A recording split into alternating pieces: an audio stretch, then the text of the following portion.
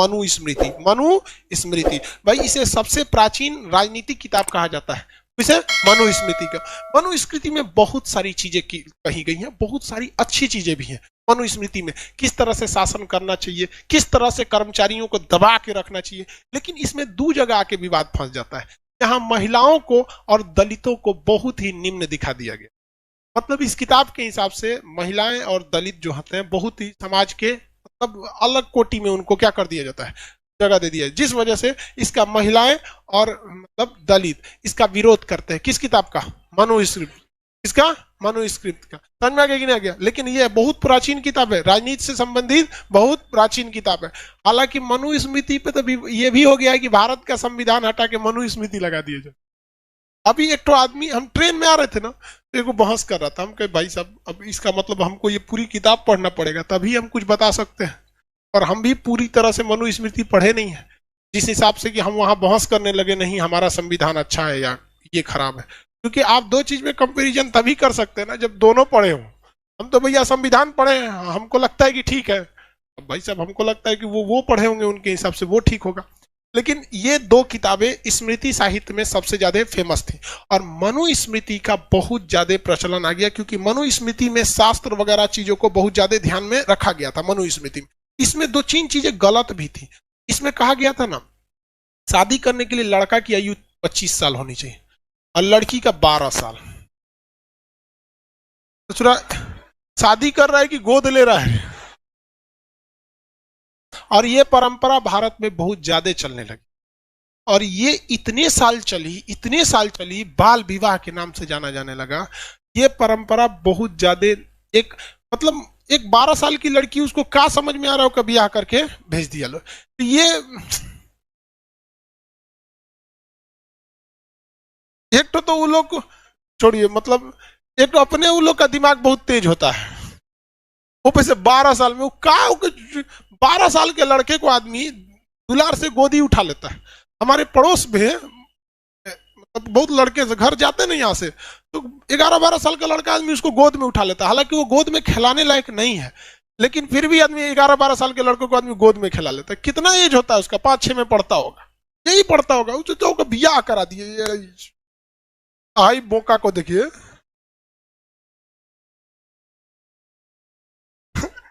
25 साल। चलिए, इसमें 8 प्रकार के विवाह की चर्चा थी। कितने प्रकार की? 8 प्रकार के विवाह की चर्चा थी। कई टाइप के क्या थे? विवाह थे। लेके भाग जाएंगे तो राक्षसी विवाह वगैरह वगैरह, कई टाइप की। इसमें किस चीज की चर्चा थी भैया? विवाह वगैरह की चर्चा किया गया था। किस किताब में? स्मृति, मनुस्मृति। देखिए, आप एक चीज याद रखिएगा, जीवन में हमेशा आप किसी दूसरे के लिए या समाज के लिए कितना भी भलाई कर दीजिए, लोग उस भलाई को भूलेंगे बहुत जल्दी। और एक भी गलती कर दीजिए, लोग उसे कभी भूलेंगे ही नहीं। ये परंपरा है, ये नियम है इस समाज का। हम हो या आप हो, आप अपने रिलेशन में, दोस्तों में, मम्मी पापा में, भाई बहन में, कल को शादी ब्याह हो जाएगी, उसमें आप किसी के लिए जान दे दीजिए। ये मानव की टेंडेंसी है, इस पे आप उदास नहीं होइएगा, बल्कि इसे समझ के अपनी जिंदगी को उसी हिसाब से ढाल दीजिएगा। किसी के लिए एहसान करने जा रहे हैं तो याद रखिएगा ये 2 से 3 दिन में भूल जाएगा। और अगर किसी को आपने डांट दिया भी ना, तो एक बात याद रखिएगा कि ये साला जिंदगी भर नहीं भूलेगा। दस्तूर है दुनिया का, इसलिए हमेशा याद रखिएगा। मनुस्मृति में क्या अच्छाइयां हैं ये दुनिया कभी नहीं याद रखेगी, लेकिन मनुस्मृति में बुराइयां क्या है ये हर दुनिया के जुबान पर आएगा। इतिहास आपको यह नहीं पढ़ाया जाता है कि आप इसे सब्जेक्ट की तरफ पढ़ के निकल जाए, बल्कि इससे सीखिए कि इतनी बड़ी किताब जिसे हिस्ट्री का सिलेबस बनाया गया, लेकिन इसको हमेशा कोई भी टीचर जब भी इसे पढ़ाएगा तो एक निगेटिव के हिसाब से ही पढ़ाता है, क्योंकि ये दस्तूर है दुनिया का कि आपकी निगेटिव चीजों को हमेशा ध्यान दिया जाएगा। नाथूराम गोडसे का दूसरा किसी को कुछ भी नहीं पता रहेगा, लेकिन एक चीज जरूर पता रहेगी, महात्मा गांधी को मारा था। तो ये दस्तूर है, आपको इस हिसाब से अपनी जिंदगी को ढालना पड़ेगा। नहीं ढालेंगे ना तो आपसे विशाल विशाल जीव थे, डायनासोर मर के चल गए इस पृथ्वी से। अगर आप अपने आप को प्रकृति, वातावरण और समय के अनुसार नहीं ढालेंगे ना तो विनाश निश्चित है आपका। तो आप अपने समाज के हिसाब से खुद को ढाल दीजिए, उसी हिसाब से। बोला जाता है जैसा देश वैसा भेष। इसमें कितने प्रकार की विवाह की चर्चा थी? 8 प्रकार की। सबसे अच्छा विवाह जो होता है, मम्मी पापा जो ढूंढ के लाते हैं वो। उसके बाद क्या है? इसमें संस्कार की चर्चा है। क्या है? संस्कार। 16 ठो संस्कार देना है किसी भी बच्चे को। कितने संस्कार देने? 16 संस्कार। तो चालू हो जाता है जब से बच्चा जन्म नहीं लिया है तब से। माँ के पेट में भी है तो माँ को बहुत सारे पूजा अर्चना यज्ञ वगैरह करने होते हैं। जब बच्चा जन्म लेता है तो वो भी एक संस्कार है। उसका मुंडन होता है वो एक संस्कार है।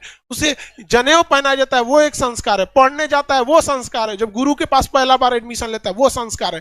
यही वजह है कि संस्कार से बनी है हमारी संस्कृति। और हम लोगों को बचपन से लेकर जब तक मर नहीं जाते हैं, अंतिम में जब उसे जलाया जाता है, हमारे देह को जला दिया जाता है, जिसे कहते हैं दाह संस्कार, वही है हमारा 16वां संस्कार। और 16वां संस्कार अंतिम संस्कार होता है। तो हमारा जन्म से लेकर मृत्यु तक हम एक संस्कार में बंधे हुए हैं और इसी संस्कार से बनती है हमारी संस्कृति। और भारत की संस्कृति दुनिया में सर्वश्रेष्ठ संस्कृति है जो इसी किताब से मिला हुआ है।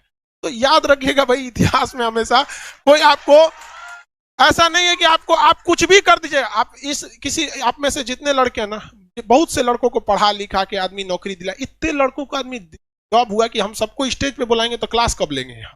बहुत से लड़के आते हैं भाई चलो तुम यहाँ पे, लेकिन अगर किसी लड़का को मार दिए, पीट दिए, तो हमारा इतिहास भूल जाएगा लेकिन वो याद रहेगा, वो चश्मेला के हम पीटे थे। उसको हम भूल जाएंगे लेकिन ये डंटा नहीं भूलेगा।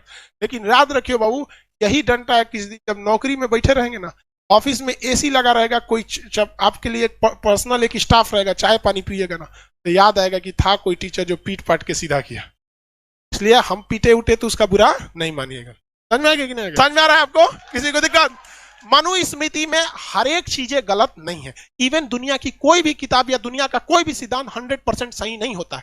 हर चीज में कुछ अच्छाइयां कुछ खराबियां होती हैं। आप डिसाइड कीजिए आपको उसे क्या चाहिए। हाँ, ये बात हकीकत है जिसमें महिलाओं को और दलितों को बहुत ज्यादा सम्मान की नजर से नहीं देखा गया। लेकिन 8 प्रकार के विवाह ये भी